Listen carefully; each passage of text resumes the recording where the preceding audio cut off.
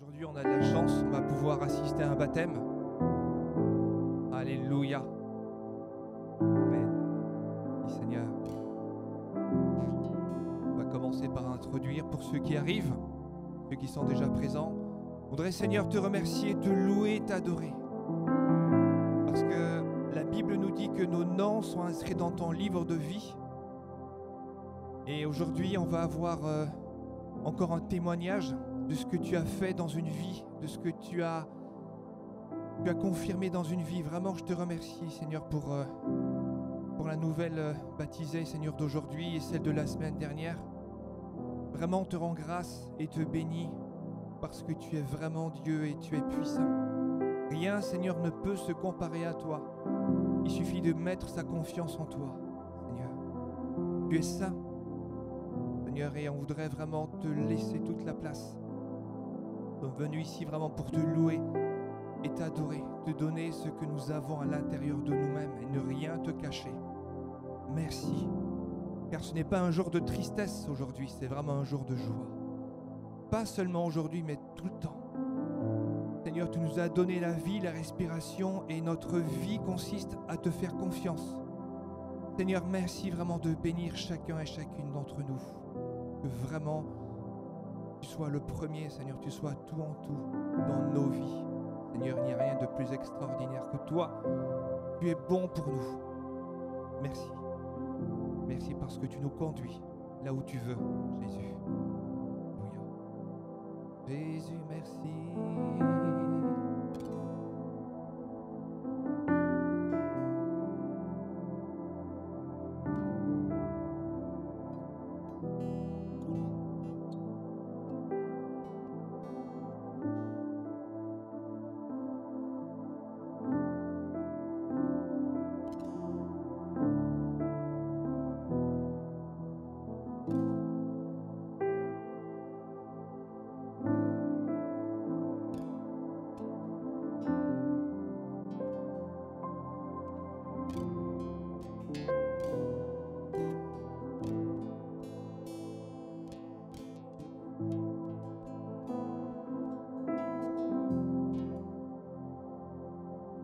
Soyez donc les bienvenus dans la présence de Dieu.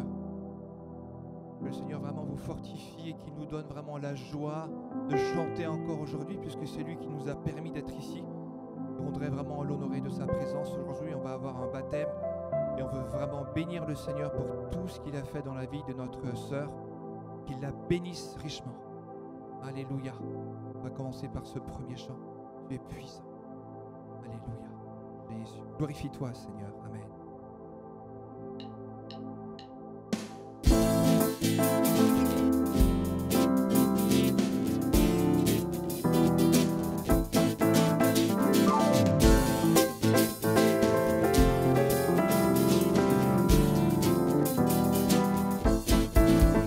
Tu es puissant, tu es très saint et redoutable par ton pouvoir ressuscité.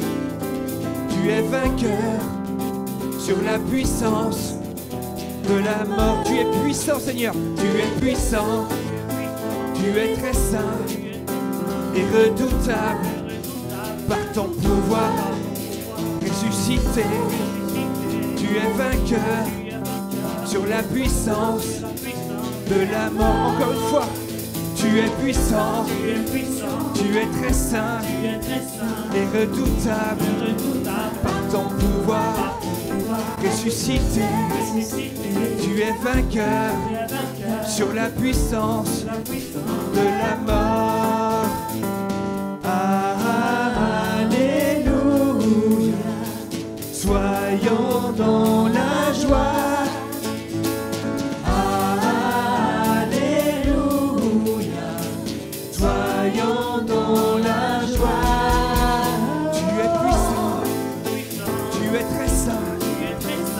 Redoutable par ton pouvoir ressuscité. Tu es vainqueur sur la puissance de la mort. Tu es puissant, tu es très saint et redoutable par ton pouvoir ressuscité. ressuscité, ressuscité. Tu es vainqueur sur la puissance de la mort. Alléluia, soyons dans la joie. Alléluia, soyons dans la joie.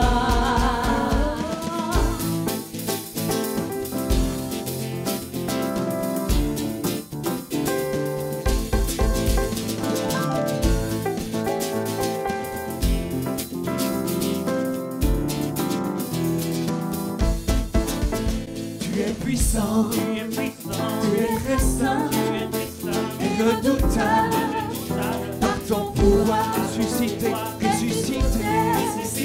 Tu es vainqueur sur la puissance de la mort. Tu es puissant, tu es puissant, tu es très saint et redoutable par ton pouvoir ressuscité.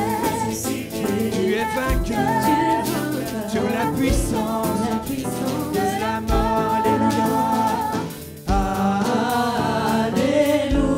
Alléluia, soyons dans la joie. Alléluia, soyons dans la joie.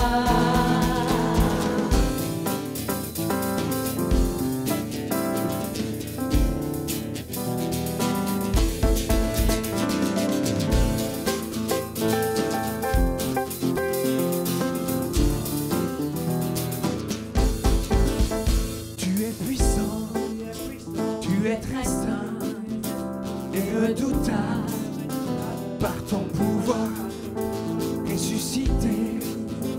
Tu es vainqueur sur la puissance de la mort.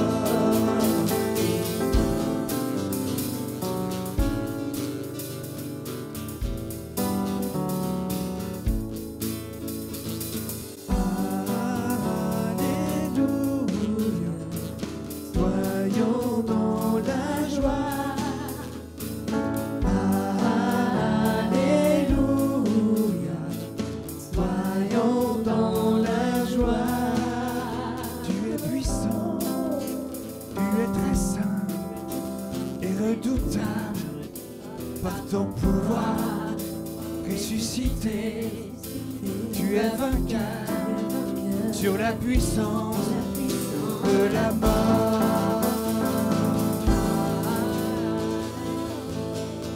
Alléluia, Seigneur.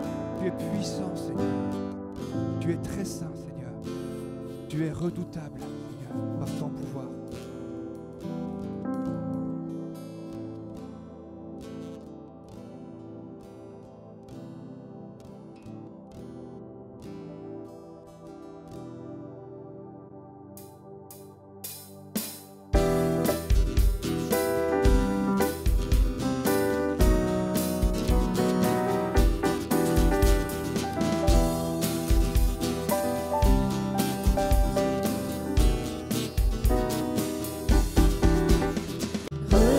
Seigneur, de ta louange, donne-moi ton plus bel habit.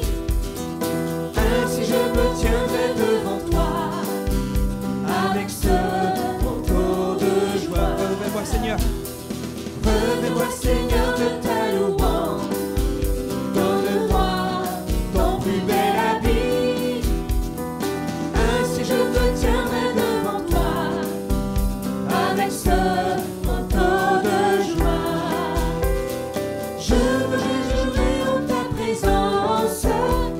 chanterai l'honneur de ton nom. Je danserai de joie pour toi, mon Dieu, car tu me remplis de bonheur. Revêt-moi, Seigneur, de ta louange, donne-moi ton plus bel habit. Ainsi je me tiendrai devant toi avec ce manteau de joie. Oui, revêt-moi, Seigneur. Revêt-moi, Seigneur, de ta louange, donne-moi ton plus bel habit. Ainsi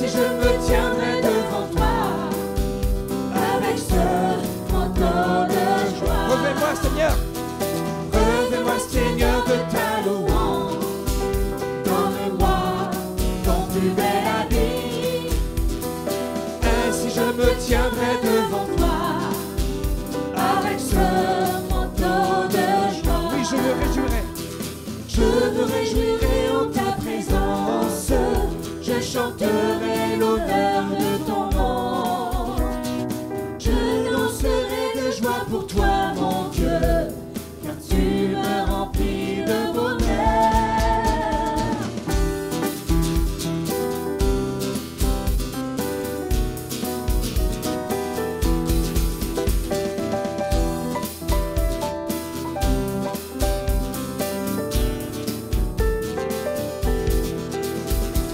Revêt-moi, Seigneur, de ta louange, donne-moi ton plus bel habit, ainsi je me tiendrai devant toi avec ce manteau de joie. Revêt-moi, Seigneur.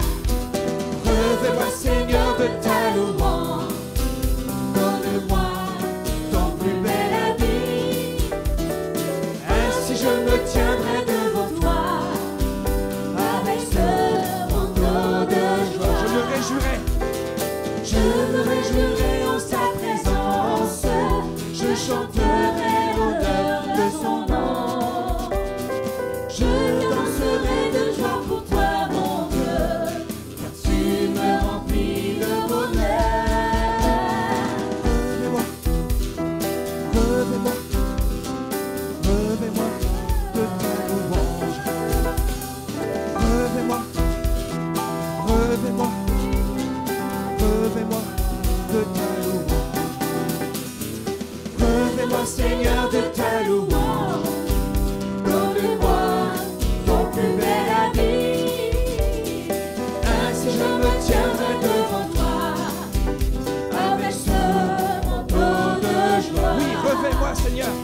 Revêt-moi, Seigneur, de ta louange, donne-moi ton plus bel habit, ainsi je me tiendrai devant toi avec ce manteau de joie.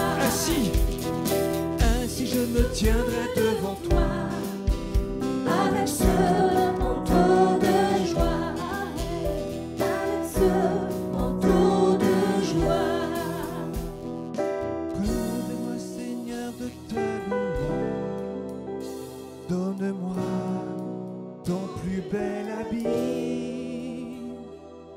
Ainsi je me tiendrai devant toi avec ce manteau de joie.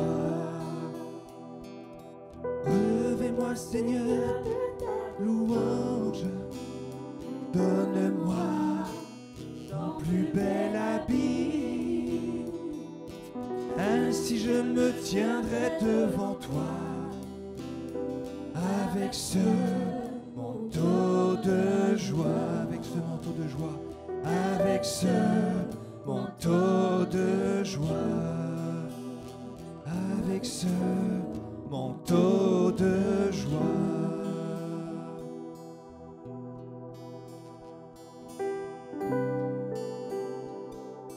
J'aimerais lire un texte, partager un texte avec vous.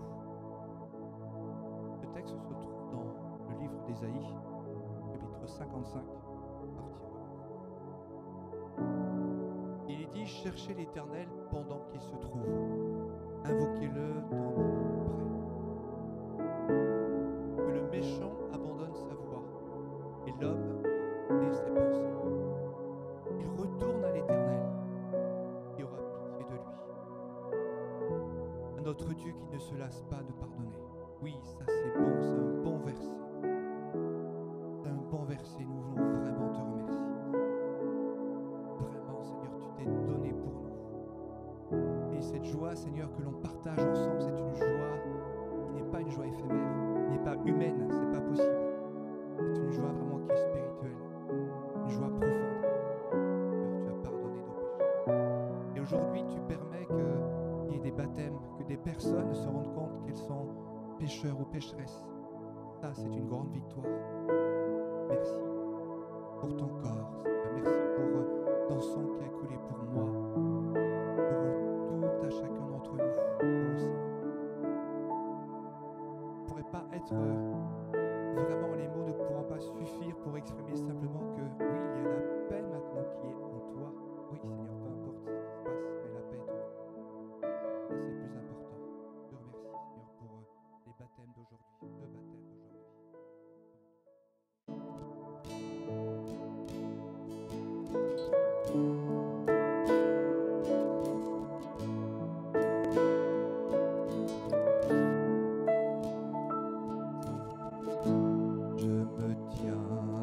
la présence du Seigneur, le Saint des Saints est là.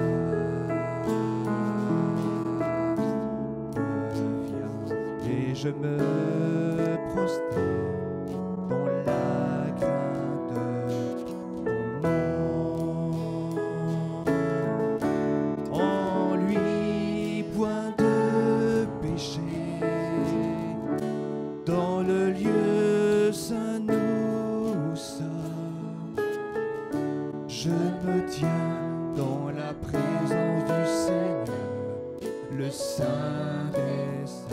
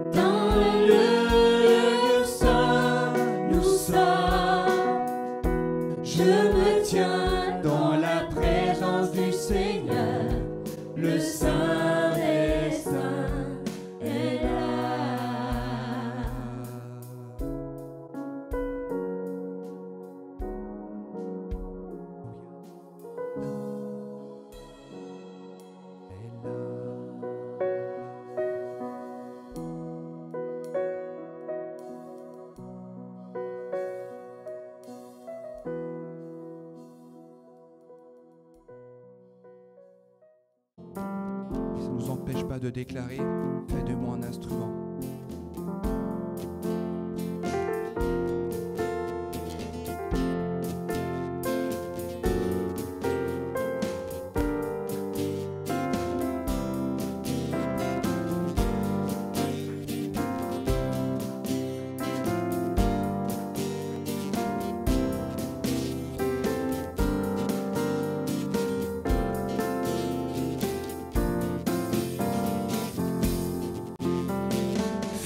De moi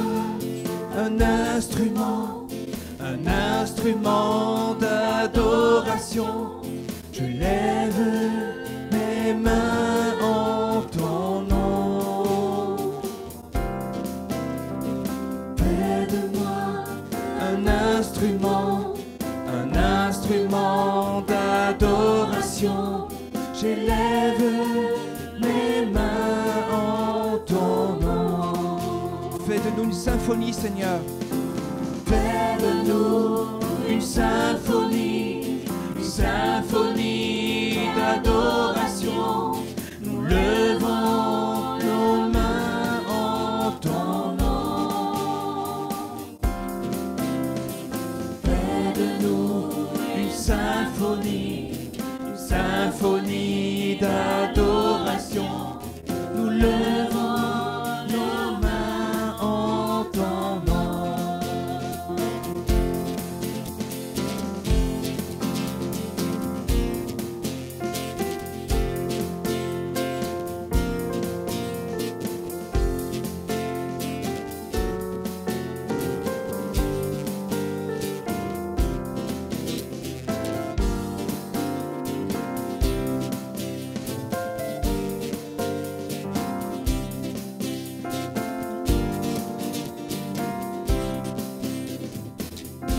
Je te chanterai, Seigneur. Je te chanterai toujours un chant d'amour, d'adoration. J'élève mes mains en ton nom. Je te chanterai toujours un chant d'amour, d'adoration. J'élève mes mains en ton nom. Fais de moi un instrument d'adoration. J'élève mes mains en ton nom. Fais de moi un instrument d'adoration. J'élève mes mains en ton nom. Soyez bénis. Alléluia. Merci, Seigneur, pour ta grâce.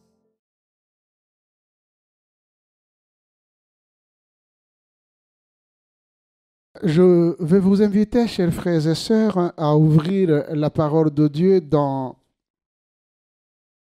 le livre des Actes des Apôtres, chapitre 3. Il était 3 heures de l'après-midi, l'heure de la prière. Pierre et Jean montaient ensemble au temple. Or, on amenait un homme boiteux de naissance qu'on installait tous les jours à la porte du temple appelé la Belle pour qu'il demande l'aumône à ceux qui entraient dans le temple. Voyant Pierre et Jean sur le point d'y entrer, cet homme leur demandant l'aumône. Pierre, accompagné de Jean, fixa les yeux sur lui et dit « Regarde-nous ». Il le regardait attentivement, s'attendant à recevoir d'eux quelque chose. Alors Pierre lui dit « Je n'ai ni argent ni or, mais ce que j'ai, je te le donne. Au nom de Jésus-Christ de Nazareth, lève-toi et marche. » Puis, il le prit par la main droite et le fit lever.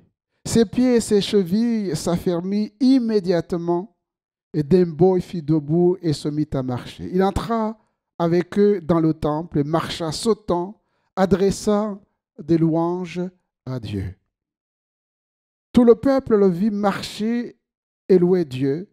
Il reconnaissait que c'était bien celui qui était assis à la belle porte du temple pour demander l'aumône. Et il fut rempli d'étonnement et de stupeur à cause de ce qui lui était arrivé. Comme il ne quittait pas Pierre et Jean, tout le peuple stupéfait accourut vers eux au portique appelé portique de Salomon. Quand Pierre vit cela, il dit au peuple: Israélites, pourquoi vous étonnez-vous de ce qui s'est passé? Pourquoi fixez-vous les regards sur nous comme si c'était par notre propre puissance ou par notre piété que nous avions fait marcher cet homme? Le Dieu d'Abraham, d'Isaac et de Jacob, le Dieu de nos ancêtres, a révélé la gloire de son serviteur Jésus, celui que vous avez fait arrêter et renier devant Ponce Pilate, qui était lui d'avis de le relâcher. Mais vous avez renié celui qui était saint et juste, et vous avez demandé qu'on vous accorde la grâce des meurtriers. Vous avez fait mourir le prince de la vie que Dieu a ressuscité. Nous en sommes témoins. C'est par la foi en son nom qu'il a raffermi celui que vous voyez et connaissez. C'est la foi en Jésus-Christ qui a donné à cet homme une entière guérison en présence de vous tous. Amen.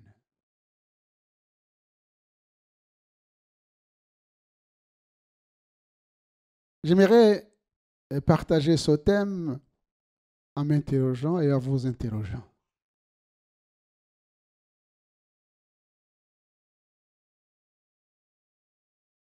Nous vivons dans un monde qui est ce qu'il est. Et nous faisons partie de ce monde. Et nous voyons les besoins de ce monde. Nous sommes confrontés à la souffrance de l'humanité. Et nous faisons partie de cette humanité. Et la question que je me suis posée, que je vous pose, qu'est-ce que vous avez? Qu'est-ce que nous avons à offrir à ceux qui sont autour de nous? Qu'est-ce que vous avez? Qu'est-ce que nous avons? Face à ce besoin d'un homme abandonné par sa famille devant la porte du temple, Pierre et Jean montent à la prière et face à cet homme qui les interpelle en demandant l'aumône. Et on sait que pendant des années, cet homme a demandé l'aumône, mais cela ne lui a pas servi à grand-chose. Et c'est pourquoi Pierre va dire à cet homme, regarde-nous. Et il dira cette phrase inoubliable que j'aimerais que le Saint-Esprit puisse mettre dans votre cœur. n'est pas pour que vous puissiez répéter ce que Pierre a dit, mais que nous puissions ensemble ce matin réfléchir sur cette réponse extraordinaire. Il dira, je n'ai ni argent ni or. Oh, Dieu sait combien nous travaillons durement pour avoir de l'argent. Dieu sait combien que notre monde sans argent est perdu.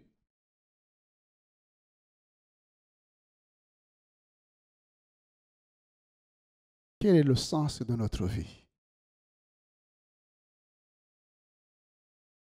Faire des études, avoir des diplômes, travailler, avoir de l'argent, se marier, avoir des enfants, mourir, et c'est fini. Je n'ai ni or ni argent, mais ce que j'ai, je te le donne. Au nom de Jésus-Christ de Nazareth, rêve-toi et marche. Ce boîtier est le symbole d'un monde en désarroi, chers frères et sœurs. Un monde caractérisé par la souffrance physique, morale et spirituelle. Et nous ne pouvons pas ignorer ces souffrances, parce que ces souffrances, nous les vivons nous-mêmes. Nous avons un homme incapable d'entrer dans le temple.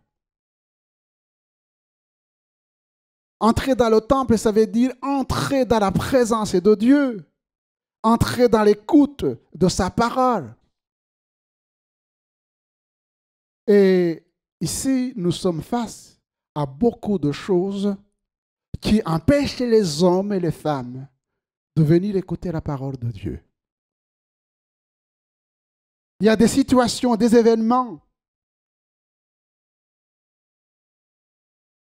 qui empêchent les hommes de croire en Dieu, à son existence, de croire à son amour et d'accepter Jésus comme nous venons d'entendre ce témoignage. d'accepter Jésus comme Seigneur et Sauveur. Bien sûr, il y a l'ignorance des choses de Dieu. Mais je crois aujourd'hui qu'il n'y a pas d'excuse. Parce que la parole de Dieu est prêchée partout. Même sur les ondes, à la radio, à la télévision. Mais je crois au-delà de la prédication à travers les médias, je crois que le Saint-Esprit, non seulement il cherche des hommes et des femmes, même dans les coins les plus reculés du monde, eh bien le Saint-Esprit lui-même annonce la parole de Dieu. Nous avons entendu des témoignages des gens qui ne connaissaient pas Dieu, mais qui ont été touchés par le Saint-Esprit avec une révélation que Jésus est le Sauveur du monde.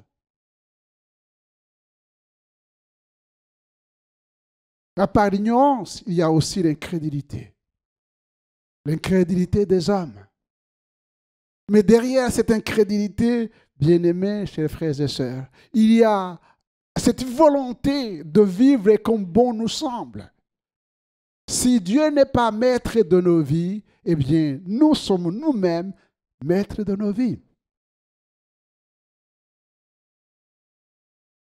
Nous sommes nous-mêmes directeurs de nos consciences, guides de nos vies, à moins que nous permettions aux autres, créatures comme nous, de prendre la direction de nos vies. Bien sûr qu'il y a d'autres personnes qui même viennent à Dieu et qui quittent les voies de Dieu parce que le puissant et le prince de ce monde, qui souvent se déguise en ange de lumière, eh bien, a pour mission d'éloigner les hommes de la présence de Dieu. Alors, comment expliquer cette situation? Mais que dit la Bible? Eh bien, quelques points pour réflexion. Dans Matthieu chapitre 13, verset 15, il nous est dit « Car le cœur de ce peuple est devenu insensible. Ils ont endurci leurs oreilles, ils ont fermé leurs yeux, de peur qu'ils ne voient de leurs yeux, qu'ils n'entendent de leurs oreilles, qu'ils ne comprennent de leur cœur, qu'ils ne se convertissent et que je ne les guérisse. Car le cœur de ce peuple est devenu insensible. Insensible à l'amour de Dieu, insensible aux choses de Dieu. Dieu, on n'en veut pas. Un cœur dur, insensible. C'est le premier point. Les hommes, voyez-vous, chers frères et sœurs, continuent de souffrir et de faire souffrir les autres. Ils rejettent l'aide de Dieu et ils pensent qu'ils sont capables d'arriver au bonheur sans Dieu. Le deuxième point, c'est Ésaïe 29 qui nous le dit.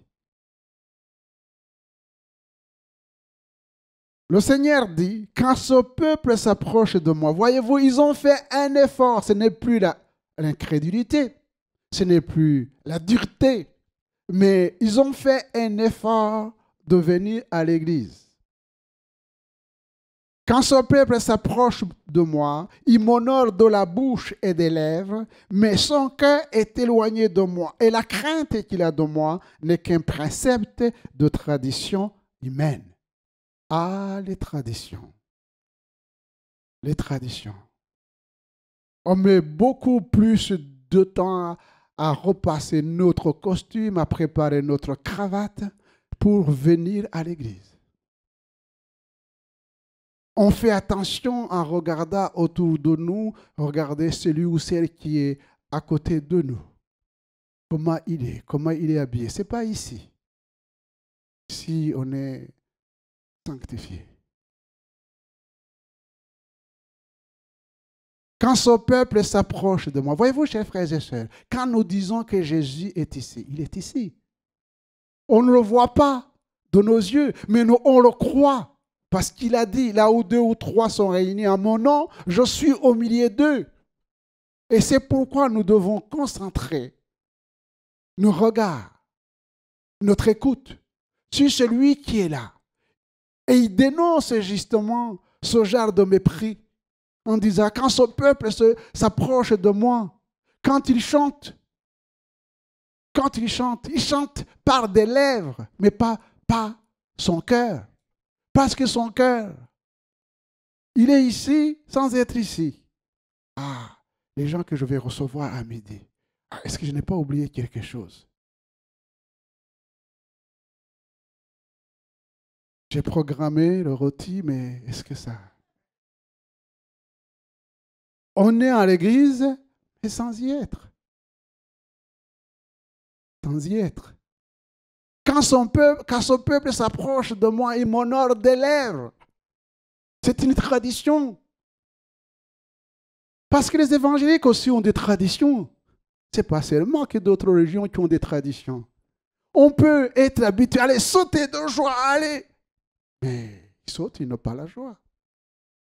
Au lieu de se concentrer, pourquoi les autres sautent avec joie et moi je vais sauter sans joie?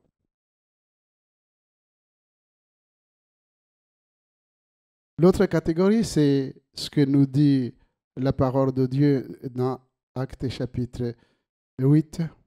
L'Esprit dit à Philippe, avance et approche-toi de ce char. Et nous avons partagé dernièrement ce texte. Vous êtes les serviteurs de Dieu. Vous êtes les servantes de Dieu. Vous avez reçu Jésus comme Seigneur et Sauveur. Et nous devions être en mesure d'être sensibles à l'Esprit de Dieu. Philippe reçoit l'ordre de Dieu de se lever et d'aller vers l'eunuque éthiopien. Il est sensible à l'Esprit de Dieu. Mais qu'est-ce qu'il va faire? Eh bien, il va donner ce qu'il a reçu. Qu'est-ce qu'il a reçu? Il a reçu le Seigneur Jésus, qui a quitté son trône de gloire pour vous, pour moi, pour délivrer les hommes de leurs péchés, de leur misère. Et cet homme qui avait un cœur sensible, un cœur qui cherchait réellement à connaître qui est Dieu, alors il avait besoin de l'aide. C'est pourquoi Jésus a dépêché son serviteur. Vous êtes serviteur de Dieu, vous êtes servante de Dieu. Ne l'oubliez pas, chers frères et sœurs. Quand vous faites vos courses, vous ne faites pas seulement les courses, vous pouvez être sensible à l'Esprit de Dieu pour écouter une personne qui s'approche de vous ou qui parle pour que vous puissiez vous approcher d'elle. Que ce soit au travail, partout, nous devons être sensibles à l'Esprit de Dieu. Parce que Dieu cherche des hommes et des femmes. Il y a des gens, effectivement, qui rejettent Dieu et qui ne se posent même pas la question et qui ne veulent même pas entendre parler de Dieu. Mais il y a d'autres. Amen. Heureusement, il y a d'autres qui sont à la recherche. Et nous pouvons ne pas aller n'importe comment, laisser l'Esprit de Dieu nous guider. Et on voit ici que l'eunuque éthiopien était préparé par Dieu. C'était une recherche authentique. Et en plus, il a un caractère que nous devions avoir. C'est que c'est un homme humble, qui reconnaît qu'il a besoin de l'aide. Et il va accepter que Philippe puisse l'aider, l'accompagner à connaître le Sauveur, à l'accepter comme Seigneur et à descendre dans les eaux du baptême pour marquer son engagement. L'apôtre Paul dit que les armes avec lesquelles nous combattons ne sont pas charnelles parce qu'elles nous viennent de Dieu, mais elles sont puissantes pour renverser les raisonnements, parce que nous avons été au bénéfice et justement de cette parole de Dieu qui a changé nos raisonnements. Pour renverser les forteresses, et il y a des forteresses de la philosophie, de l'incrédulité, et c'est la puissance de l'Évangile qui renverse ces forteresses. Et la Bible dit, nous amenons toute pensée captive à l'obéissance de Christ. Parce que nous sommes amenés à obéir à Christ. En ce qui concerne l'obéissance, Vous lirez chez vous dans 1 Samuel chapitre 2 et vous verrez un épisode qui nous interroge. Vous avez dans ce texte les fils d'Élie qui étaient des sacrificateurs, mais qui étaient des sacrificateurs de nom, mais qui n'obéissaient pas à la parole de Dieu. Parce que ce que nous faisons, même en cachette, le Seigneur, lui, voit tout. Les hommes regardent à ce qui frappe les yeux, mais Dieu, lui, regarde au cœur. Et il va dire par un prophète qui a été envoyé vers Élie, et il va dire à Élie, pourquoi tes enfants se rendent coupables devant l'Éternel d'un très grand péché? Pourquoi ils méprisent mes offrandes, dit l'Éternel? Parce qu'au lieu de faire les choses selon l'ordre de la parole de Dieu, ces jeunes sacrificateurs étaient violents et méprisaient la prescription biblique.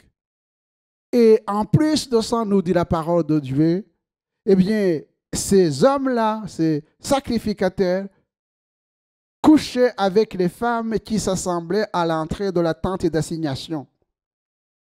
Et le peuple le savait. Élie le savait. Et il n'a rien fait. Et il n'a rien fait. Et le Seigneur va envoyer le prophète pour dire à Élie, le grand sacrificateur, pourquoi tu me déshonores? Pourquoi tu laisses tes fils continuer à servir alors qu'ils sont une abomination à mes yeux et font pécher tout le peuple? Il dit, qu'est-ce qui est arrivé, Élie, pour que tu honores les hommes et tu me méprises? Vous lirez les textes. Et il va dire, Élie, j'honore ceux qui m'honorent, mais je méprise ceux qui me méprisent. Nous renversons les forteresses. Comment on renverse les forteresses, chers frères et sœurs? On renverse les forteresses, c'est d'abord nous, enfants de Dieu, serviteurs, servantes de Dieu, à refuser les choses qui viendraient nuire notre consécration, notre sanctification et notre service. C'est de notre devoir. Nous avons reçu de la part de Dieu toutes les armes pour vivre d'une manière qui glorifie le Seigneur.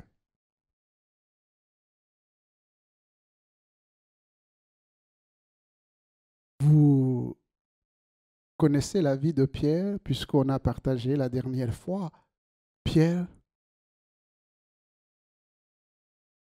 avait coupé l'oreille du souverain, du sacrificateur, du serviteur du souverain sacrificateur. Il avait trahi, renié le Seigneur. Mais quand il a été renouvelé, parce que il était sensible, le regard de Jésus, qui n'était pas un regard accusateur, mais qui lui a montré son péché, la Bible nous dit qu'il est parti. Il a pleuré amèrement, signe de repentance. Il a été visité, restauré, et on connaît le témoignage, la prédication. C'est lui, Pierre, qui dit, je n'ai ni or ni argent, ce que j'ai reçu moi-même, qui m'a restauré, c'est ça que je te donne. Lève-toi au nom de Jésus. Nous ferons des choses extraordinaires dans la mesure où nous laissons le Seigneur faire des choses extraordinaires dans nos cœurs. Si nous n'avons pas une expérience avec le Seigneur, si nous ne laissons pas le Seigneur agir, eh bien, je vous assure, nous deviendrons de faux prophètes, de faux docteurs, de faux enseignants, de faux pasteurs. C'est-à-dire que je ne peux pas proclamer en disant « faites ça » si je n'ai pas fait cette expérience. Je suis un menteur. On donne ce qu'on a reçu. Je n'ai ni or ni argent, mais ce que j'ai, je te le donne. Au nom de Jésus-Christ de Nazareth, lève-toi et marche.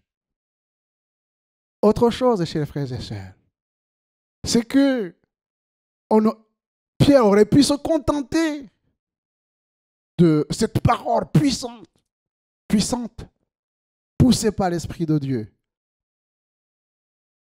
Mais il ne s'est pas contenté de prononcer la parole. Il a tendu la main et il a aidé le boiteux à se relever.